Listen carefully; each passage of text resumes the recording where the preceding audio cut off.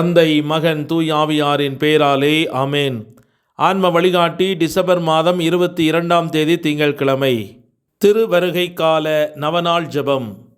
ஆதித்தாய் ஆதி தகப்பன் ஜென்மத்திலே பிறக்கப் போகிற சகலரிலும் திவ்ய மகனுக்கு தாயாராயிருக்க தெரிந்து கொள்ளப்பட்டவளுமாய், அதற்காக வேண்டிய சகல வரங்களையும் முழுமையாய் அடைந்தவளுமாய், அடைந்த வரங்களை கொண்டு நடத்தின உன்னதமான புண்ணியங்களால் திருமகனாகிய இறைவன் உம்முடைய திருவயிற்றில் வெகு மகிழ்ச்சியுடன் விரும்பி வர பண்ணினவளுமாயிருக்கிற மாதாவே, உம்முடைய திருக்குமாரன் பிறக்கப் போகிற நாள் நெருங்கி வருகிறதென்று நீர் அறிந்து அவரை பார்க்கவும் அவருக்கு ஊழியம் செய்யவும் உமக்கிருந்த ஆசையை பார்த்து எனக்கும் இந்த திருநாளில் அவர் பேரில் ஆசை வர வேண்டும் என்றும், அவரை பார்த்து அவருக்கு ஊழியம் செய்ய நீர் பாத்திரமாய் இருக்க வேண்டுமென்றும் நீர் பண்ணின ஆயத்தத்தை தியானித்து நானும் அவருக்கு தகுதியான ஊழியம் செய்ய ஆயத்தப்பட வேண்டுமென்றும், நீர் பண்ணின ஆயத்தத்தினால்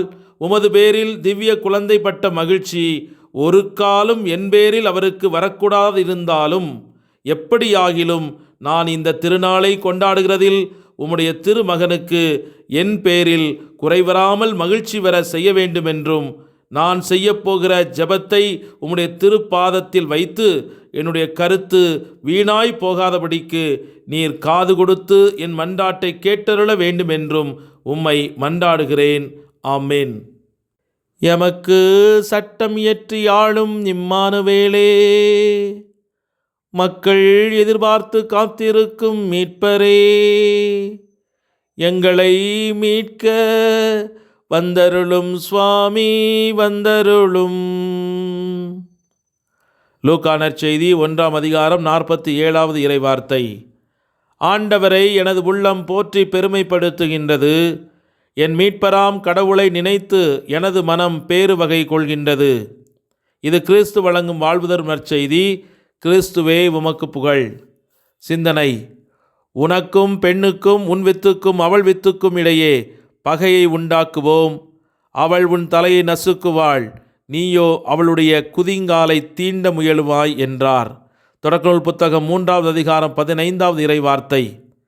மாதாவை எப்படி கடவுள் ஜன்மப்பாவம் இல்லாமல் படைத்தாரோ, அதேபோல் ஜன்மப்பாவம் இல்லாமல் படைக்கப்பட்டவர்கள்தான் ஆதாமும் ஏவாளும். ஆதி பெற்றோர்களாக கடவுளால் நமக்கு தரப்பட்டவர்கள் இந்த அரும் பேரை பெற்றவர்கள். ஆனால் இவர்களால் வெகுகாலம் கடவுளுக்கு பிரமாணிக்கமாய் இருக்க முடியவில்லை. இவர்கள் உலகத்தையும் அதில் உள்ள உயிரினங்கள் அனைத்தையும் ஆண்டாலும் இவர்களுக்கு திருப்தி கிடைக்கவில்லை. 1000 இருந்தும் வசதிகள் இருந்தும் படைத்தவரையே சந்தேகித்தார்கள்.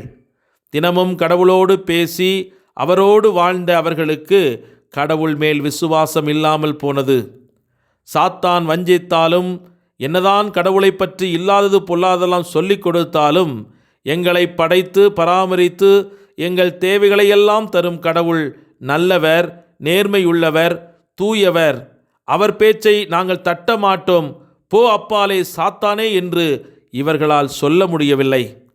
கடவுளுக்கு கீழ்ப்படியாமை என்ற பாவத்தை செய்து பேராசைப்பட்டு பெருத்த நஷ்டத்தை மனுக்குலத்திற்கு தேடித் தந்தார்கள். அலகையின் பொறாமையால் பாவம் நுழைந்தது. ஆதி பெற்றோர் கடவுளின் பரிசுத்தம் என்ற பொக்கிஷத்தை இழந்தார்கள். நம்மையும் பாவிகளாக பெற்று போட்டார்கள்.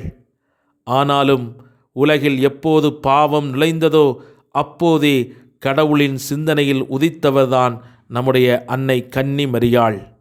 இதன் தொடக்கத்தை நாளை தினத்திலே நாம் வாசிப்போம். ஜெபிப்போமாக. எங்களை தலைநிமிர்ந்து வாழச் செய்யும் எங்கள் அன்பின் பரலோக தந்தையே, உம்மை நன்றியோடு ஆராதித்து துதித்து மகிழ்ந்து கொண்டாடி ஆர்ப்பரிக்கின்றோம். தாழ்ந்தோரை உயர்த்துகின்ற தேவன், வலியவரை ஆதரிக்கும் தேவன், பசித்தோரை நிரப்புகின்ற தேவன் நீர்தான் ஐயா. தாழ்நிலையில், தனிமையில், வெறுமையில், கைவிடப்பட்ட சூழ்நிலையில் இருந்த எங்களை உமது கரம் கொண்டு தூக்கி உண்ண உணவும் உடுக்க உடையும் கௌரவமாக வாழ்வதற்கு தேவையான எல்லாவித வசதி வாய்ப்புகளையும் வேலை மற்றும் தொழில் வளர்ச்சியும் கொடுத்து என்னை தாங்கி வழிநடத்திய உமது வலக்கரத்தை நினைத்து கண்ணீரோடு உமக்கு நன்றி சொல்கின்றேன். நீர் மட்டும் என் வாழ்வில் இல்லை என்றால் நான் என்றோ மண்ணோடு மண்ணாக மக்கிப் போயிருப்பேன். உம்முடைய வாழ்வு தரும் பிரசன்னம் என்னை காப்பாற்றி வழிநடத்தி வந்ததை நினைத்து உமக்கு நன்றி செலுத்துகிறேன்.